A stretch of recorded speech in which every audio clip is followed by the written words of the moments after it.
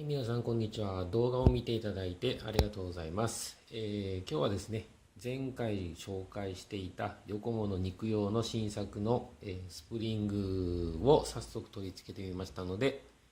ちょっと紹介したいと思います。それでですね、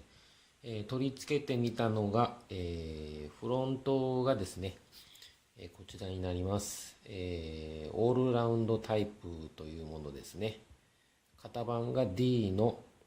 177FA ですね。で、リアの方がですね、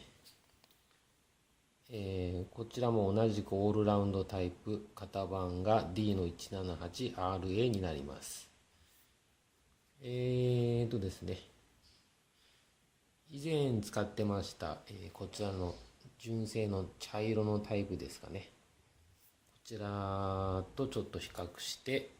インプレッションしたいと思います。まず横からですね、押してみた感じ、フロントはこういった感じの動きになります。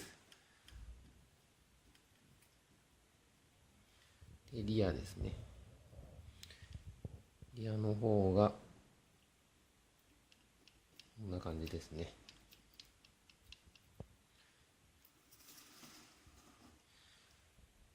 前からちょっと見て押してみたいと思います。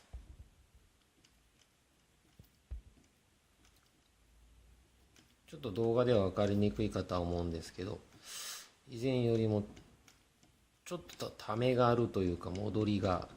粘りがあるという感じになったかと思います。スプリングが短くなったので、ちょっとだけプリロードの方を締めてます。続いて後ろの方なんですけども、こちらはこのような動きになっております。ちょっと硬くなったような印象は受けます。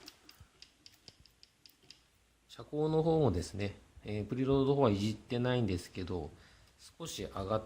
たのかなという印象は受けます。走行動画の方もですね、また後日ご紹介したいと思いますので、ちょっとまだどういった路面で走るとかは決まってないんですけども、もしよかったらですね、チャンネル登録の方をしていただければ、またどんどん YD2 関連ですね、動画の方をアップしていきますので、もしよかったらチャンネル登録の方よろしくお願いします。動画の方を見ていただきましてありがとうございます。